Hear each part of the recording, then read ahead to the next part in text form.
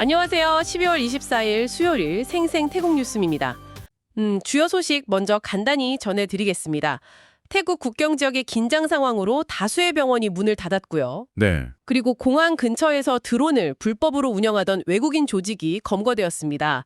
그 외 다양한 소식을 전해드리겠습니다. 네, 바로 시작하겠습니다. 첫 소식입니다.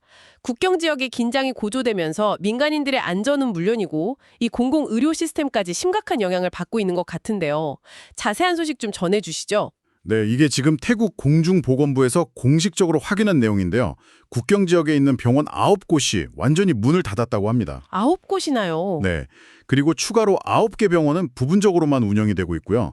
여기에 지역 보건소 약 200개 정도도 운영을 중단한 상태입니다. 와, 200개요? 그럼 사실상 그 지역 의료 시스템이 거의 마비 상태라고 봐도 되겠네요. 그렇죠. 정부 관계자 말로는 국경 상황이 안정되지 않으면 더 많은 의료시설이 영향을 받을 수 있다고 밝혔습니다. 걱정이네요. 그럼 당국에서는 어떤 조치를 취하고 있나요? 일단 매일 상황을 검토하면서 추가 공격의 위험성을 평가하고 있고요. 또 추가로 고위험 지역을 식별하는 작업도 하고 있습니다. 상황이 더 나빠지면 환자들은 어떻게 되는 거죠? 그래서 필요할 경우에 이 위험 지역에 있는 환자들을 더 안전한 지역의 병원으로 이송하는 방안까지 고려하고 있다고 합니다. 알겠습니다. 다음 소식입니다. 고속도로에서 벌어진 사소한 시비가 결국 비극적인 살인 사건으로 이어졌습니다. 네, 정말 끔찍한 사건인데요. 사건은 한 운전자가 고급 도요타 벨파이어 차량에서 총을 발사하면서 시작됐습니다. 고속도로에서요? 네, 용의 차량이 유료도로 요금소를 통과한 다음에 갑자기 속도를 줄이더니 피해자 차량 옆으로 다가가서 3발의 총을 쏘고 그대로 달아났습니다. 아니 어떻게 도로 위에서 그런 일이... 범인은 잡혔나요? 그 범행에 사용된 차량은 이후에 나콘파톰의 한 호텔에서 버려진 채로 발견이 됐고요. 아, 차는 찾았군요. 네, 경찰이 용의자에 대한 체포영장을 신청했는데 이 용의자가 2024년에 있었던 다른 살인 미수 사건으로 이미 수배 중인 인물이었다고 합니다. 세상에, 그럼 원래 위험인물이었네요. 그런 셈이죠. 일부 태국 언론에서는 용의자고 현재 구금되었다고 보도하고 있어서 곧 정확한 내용이 나올 것 같습니다. 네, 다음 소식 알아보겠습니다. 이번에는 수아나풍 공항 근처에서 드론을 이용한 수상한 활동을 벌이던 외국인들이 체포됐다는 소식이네요. 네, 그렇습니다. 경찰이 한 호텔방을 급습했는데요. 거기서 미얀마 국적자 4명을 체포했습니다. 호텔방에서요? 네, 이들이 그 장소를 드론 통제센터처럼 사용한 혐의를 받고 있습니다.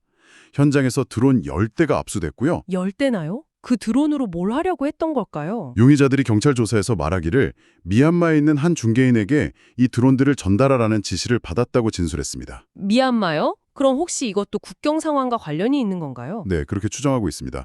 이 드론들이 미얀마 군에 재판매될 목적이었던 것으로 보고 있거든요. 아, 정말 영화 같은 일이네요. 그렇죠.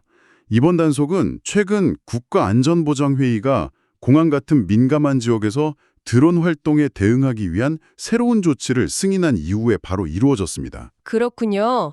다음은 국제범죄 관련 소식입니다.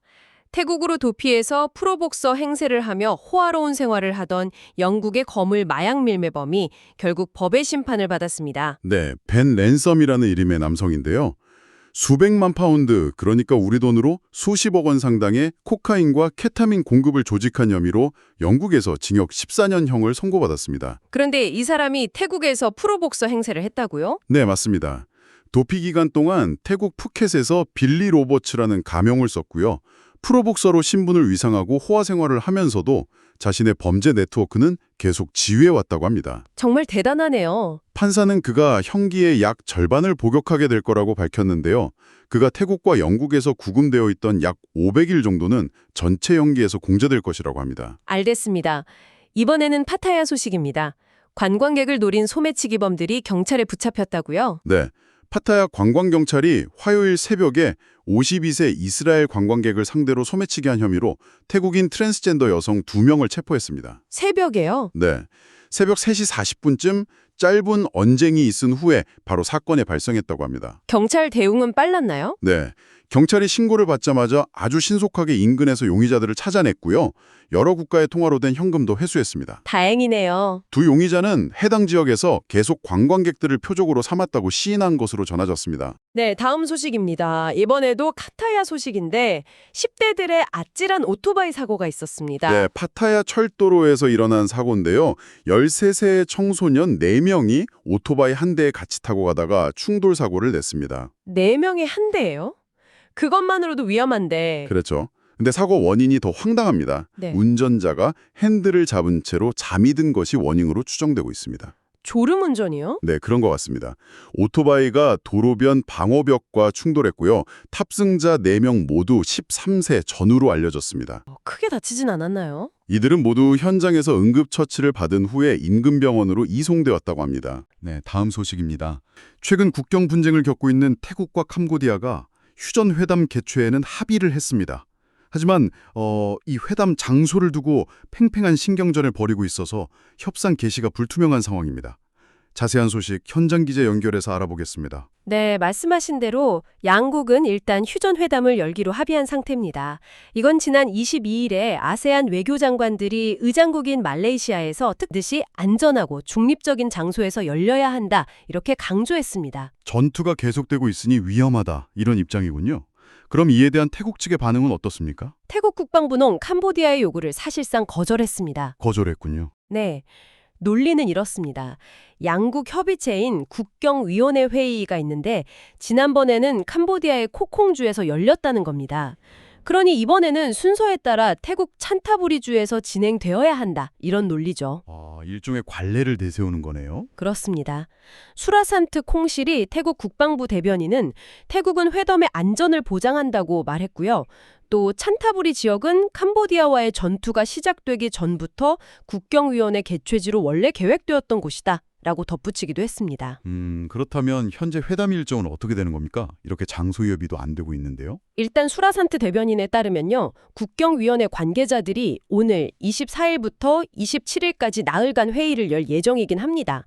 하지만 그는 회의 개최 여부는 전적으로 캄보디아 측의 의사에 달렸다. 이렇게 선을 그었어요. 네, 캄보디아가 결정할 문제다. 이렇게 공을 넘긴 셈이군요. 네. 한편 뺨보나 캄보디아 정부 대변인은 AFP 통신에 회담 장소와 관련해서 새로운 정보가 없다고 밝혔습니다. 이걸 보면 양측의 입장차가 아직 좁혀지지 않고 있음을 알 수 있습니다. 네, 다음 소식입니다. 지난달 태국 남부 지역을 덮친 대홍수 피해와 관련해서 대한민국 정부가 미화 50만 달러의 지원금을 전달했다는 소식입니다. 네, 그렇습니다. 지난달 태국 남부 지역은 300년 만에 대홍수라고 불릴 정도로 정말 큰 피해를 입었습니다. 피해 규모가 어느 정도였습니까? 이 홍수로 인해서요. 9개 주에서 170여 명이 사망하고 무려 300만 명의 이재민이 발생했습니다. 정말 막대한 피해가 발생했고 한 달이 지난 지금도 피해 지역에서는 복구 작업이 한창입니다. 네, 정말 심각한 상황이었군요. 이런 상황에서 한국 정부의 지원이 이루어졌네요. 지원금 전달은 어떻게 진행되었습니까? 현지 시각으로 23일에 태국 정부 청사에서 진행됐습니다. 박용민 주태국 한국 대사가 아누틴 찬위라쿤 태국 총리를 직접 만나서 지원금을 전달했습니다. 금액이 미화 50만 달러라고 했죠. 네, 미화 50만 달러 하나로 계산하면 약 7억 5천만 원에 달하는 금액입니다. 총리를 직접 만나 전달했다니 의미가 있어 보입니다. 어떤 대화가 오갔는지도 전해주시죠. 네, 박용민 대사는 그 자리에서 이번 지원이 피해 지역 주민들의 조속한 일상 회복과 지역사회 재건에 실질적인 도움이 되기를 바란다는 위로의 말을 전했습니다. 네. 이에 아누틴 총리는 대한민국 정부의 인도적 지원과 연대의 뜻에 깊이 감사하다고 화답했고요. 또 이번 지원을 계기로 양국 간의 협력과 우정이 더욱 공고해질 것이라고 믿는다고 말했습니다. 네. 네, 알겠습니다. 이제 날씨 정보와 함께 마무리하겠습니다. 오늘 최고 기온 30도, 최저 기온 22도로 예상되는데요. 화창하지만 습한 날씨가 이어지겠습니다. 네, 체감 온도는 36도까지 오르겠다고 하네요. 이번 준비한 소식은 여기까지입니다. 즐거운 크리스마스 이브 되세요. 네, 즐거운 크리스마스 이브 보내시기 바랍니다.